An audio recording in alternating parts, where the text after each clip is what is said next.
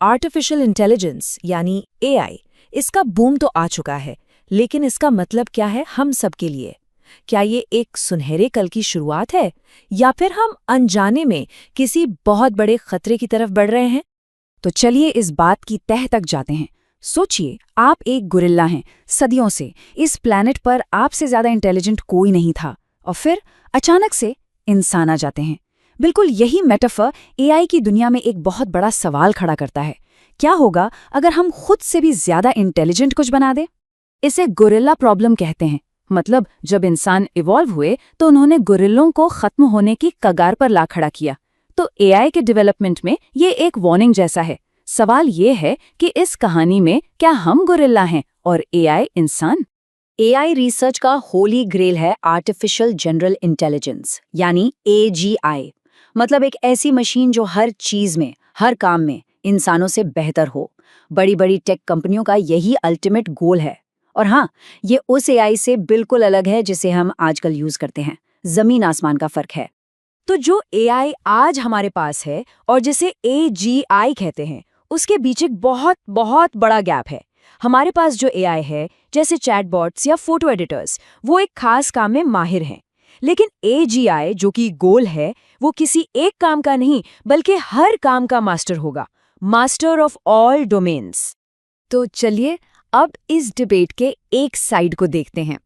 वो आर्ग्यूमेंट जो कहता है कि सुपर इंटेलिजेंट एआई हमारे अस्तित्व के लिए, मतलब ह्यूमैनिटी के एग्जिस्टेंस के लिए एक रियल थ्रेट है। एआई के एक बहुत बड़े पायनियर है स्टुअर्ट रसेल।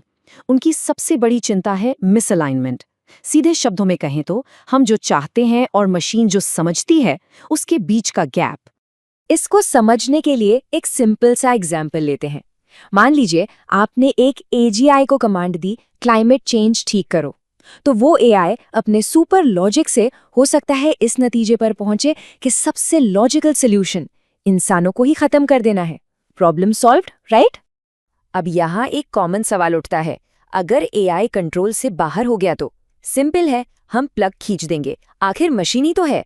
पर क्या ये सच में इतना आसान होगा? एक सुपर इंटेलिजेंट मशीन ऐसी चीजों का अंदाजा पहले ही लगा लेगी।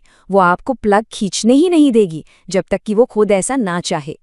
सोचिए, एक ऐसी चीज जो आपसे हजारों गुना ज्यादा स्मार्ट है, उसको कंट्रोल करना आसान नहीं होगा। और इस सब के पीछे है एक जोरदार इकोनॉमिक रेस।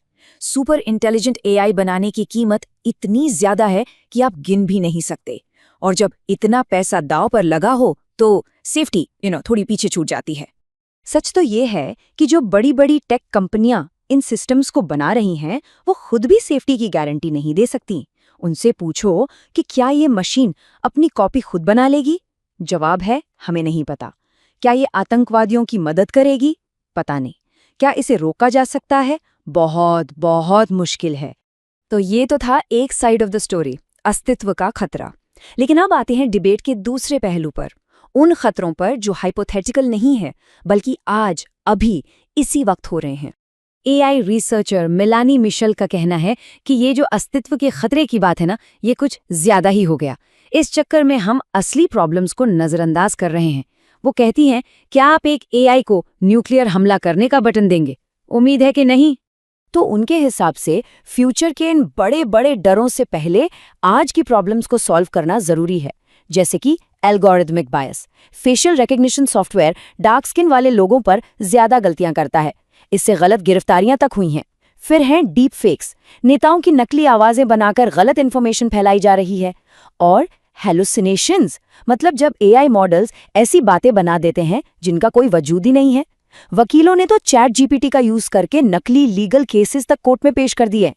और सबसे बड़ी बात, एआई पर अंधा विश्वास करना, ये बहुत बड़ी मुसीबत खड़ी कर सकता है। ओके, तो अब इस पूरी चीज को एक बिल्कुल नए एंगल से देखते हैं। शायद हमें मशीनों को देखना बंद करके उस एक ब्लूप्रिंट को देखना चाहिए जो जनरल इंटेलिजेंस का हमारे पास मौजूद है, और वो है हमारा अपना दिमाग। ये बात बहुत सिंपल है पर बहुत गहरी भी। इंसान जैसी जनरल इंटेलिजेंस का हमारे पास सिर्फ और सिर्फ एक ही एग्जाम्पल है, हम खुद, और कहीं नहीं। तो इस कॉम्प्लेक्सिटी को समझने के लिए एक सिंपल से जीव से शुरू करते हैं। एक कीड़ा है सी एलिगेंस। इसके दिमाग में सिर्फ 302 न्यूरॉन्स हैं और साइंटिस्ट्स ने इसके दिमाग की पूरी वायरिंग मैप कर ली है। 302 न्यूरॉन्स, ठीक है। अब इसकी तुलना कीजिए इंसानी दिमाग से, जिसमें है लगभग 100 अरब न्यूरॉन्स, 100 बिलियन।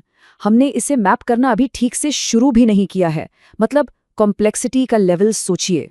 तो सवाल है कि इतने कॉम्प्लेक्स दिमागों को मैप करें तो करें कैसे? यहाँ पर आते हैं न्यूरोसाइंटिस्ट एड बॉयडन। उन्होंने कमाल की टेक्निक निकाली है। वो ब्रेन टिश्यू का एक छोटा सा स्लाइस लेते हैं और उसमें केमिकल डालते हैं जो बेबी डायपर्स में मिलता है। फिर पानी डालते ही वो टिश्यू फिजिकली एक्सपैंड हो जाता है, बड़ा हो जाता है, और फिर पावरफुल माइक्रोस्कोप से वो न्यूरॉन्स के पूरे मैप को आराम से देख पाते हैं। Amazing, right? पर एड बॉयडन खुद कहते हैं, बहुत से लोग मुझसे पूछते हैं कि क्या लार्ज लैंग्वेज मॉडल्स वैसे ही काम करते हैं जैसे इंसानी दिमाग? और सच कहूं तो हमें बिल्कुल नहीं पता। हम जानते ही नहीं हैं कि हमारे दिमाग के फंडामेंटल मैकेनिज्म्स क्या हैं। तो जब हम खुद को ही नहीं समझते तो हमसे बेहतर मशीन बनाना अभी कितना दूर है, ये कहना बहुत मुश्किल है।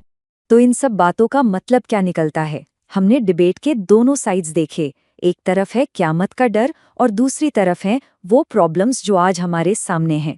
ये समझना जरूरी है, आज का जो एआई है वो एक सिंपल से कीड़े के दिमाग के सामने भी कुछ नहीं है। उसे आप एक बहुत ही कॉम्प्लिकेटेड, सुपर एडवांस्ड स्प्रेडशीट समझ सकते हैं। लेकिन बायोलॉजिकल लाइफ, उसकी कॉम्प्लेक्सिटी एक अलग ही लेवल पर है। तो आखिर में सवाल ये नहीं कि हम एक सुपर इंटेलिजेंट मशीन बना पाएंगे या नहीं, असली चुनौती तो कुछ और है। क्या असली चैलेंज एक सुपर इंटेलिजेंट मशीन बनाना है या फिर हमारे अपने अंदर जो इंटेलिजेंस है उसे समझना है? शायद एआई की इस रेस का जवाब सिलिकॉन वैली में नहीं बल्कि हमारे अपने दिमाग की गहराइयों में छुपा है।